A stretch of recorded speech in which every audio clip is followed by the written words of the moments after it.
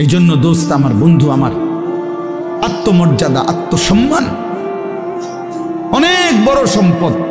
আজকে তোমরা ছেলেরা, বাবারা অনেক সুন্দর, তোমরা নওজোয়ান, এই 10 মিনিটের ভিতরে 5 মিনিটের ভিতরে ছুইটা আইসা মাশাআল্লাহ কোরআনের মহব্বতে, আল্লাহর দ্বীনের ভালোবাসায় ছুটে আসছো।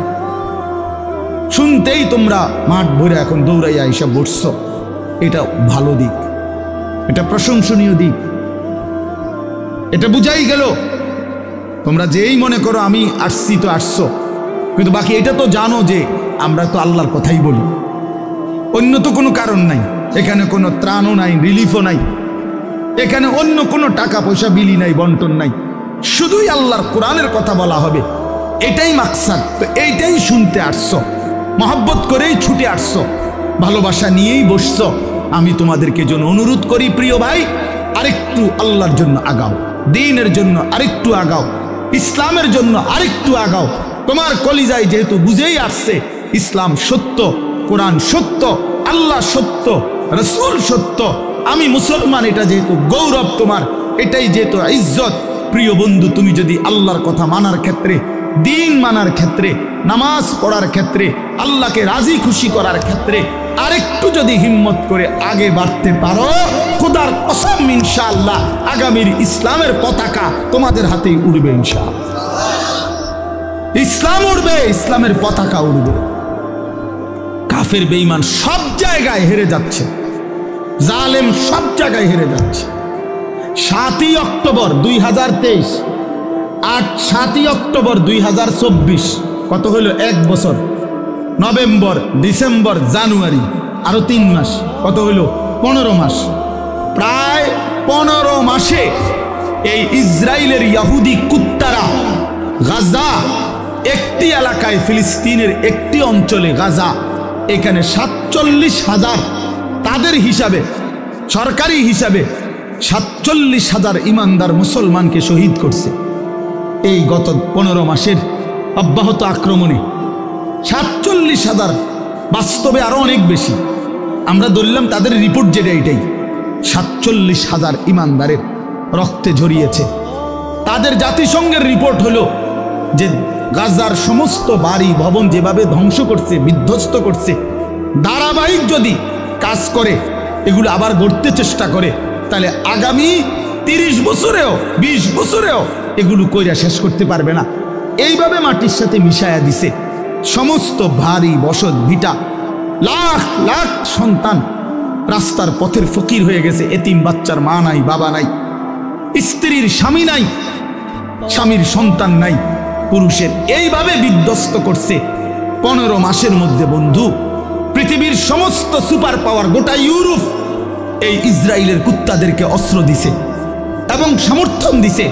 আমেরিকার কুত্তারা বারবার সবচেয়ে বেশি ডোনেশন করছে এই ইসরায়েলকে। এই ট্রাম্প, এই নতুন বেঈমান, এই বেঈমানও বলছে গাজাকে সমান করে দিবে ইসরায়েলের পক্ষ হইয়া।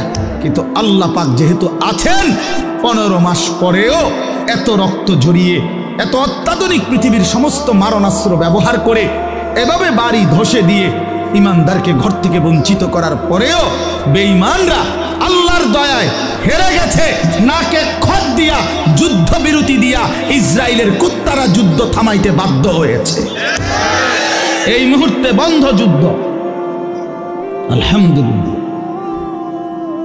এজন্য কুত্তা জিতে নাই, ইমানদার জিতে গেছে। মুমিন হারে না, ইমানদার হারে না। রক্ত ঝরলেও ইমানদার হারে না। ছেলেরা মনে রাখো বাবা, সারা পৃথিবী, তোমাদের কাছে আমি অনুরোধ করলাম, সারা পৃথিবী দেখো, সিরিয়ার জালেম 54 বছর একটানা এই সিরিয়ায় বাপ পুতে জুলুম করছে। 54 বছরের স্বৈর শাসক, ফ্যাসিস্ট, 54 বছর একটানা তারা দুইজনে বাপ পুতে জুলুম করছে। 5 লক্ষ, সরকারি হিসাবে 5 লাখ ইমানদার মুসলমানকে শহীদ করছে ইয়াতে, সিরিয়াতে। কমপক্ষে 30 লক্ষের চাইতে বেশি মুসলমান উদ্বাস্তু, যারা ঘর হারা হয়ে গেছে। হাজার হাজার নারী ধর্ষিতা লাঞ্ছিতা হয়ে জেলখানার অন্ধকার কারাগারের অন্ধকার প্রকোষ্ঠে জীবনের 18 বছর একটা বাচ্চা তো সে জন্মের পর থেকে মায়ের কোলে বড় হইয়া কারাগারেই বড় হইছে। এরকম শত শত মেয়ে যাদের বয়স হয়ে গেছে 18, 16 জেলখানাতে। এই সিরিয়ার এই কুত্তা বাশার আল আসাদ এই জালেমের আমলে। কিন্তু এরপরেও এত রক্ত, 5 লক্ষের চাইতে বেশি মুসলমানের রক্ত ঝরিয়েও জালেম টিকে নাই। 8ই ডিসেম্বর 2024 পলাইতে বাধ্য হয়েছে, পলাইয়া গেছে। সিরিয়া এখন ইমানদারদের হাতে, মুসলিম মুজাহিদদের হাতে। হ্যাঁ, বাংলাদেশের 16 বছরের জালেম 16 বছর প্রতি ইঞ্চি জমিন, প্রতিটা সেক্টর, প্রতিটা বিভাগকে এমন নিখুঁত ছক দিয়ে আঁকছে, নিজের মতো করে নিছে যে একটা সুতা বাংলাদেশে পড়বে না এই জালেমের কারণে। সেই বুবুও 5ই আগস্ট পলাইছে, বুবু পলাইছে। আমার জিও কয় বুবু পলাইছে, ছোট্ট গাছ। আমি আব্বু কেমনে পলাইছে? গাড়ি উঠি লইয়া পলাইছে।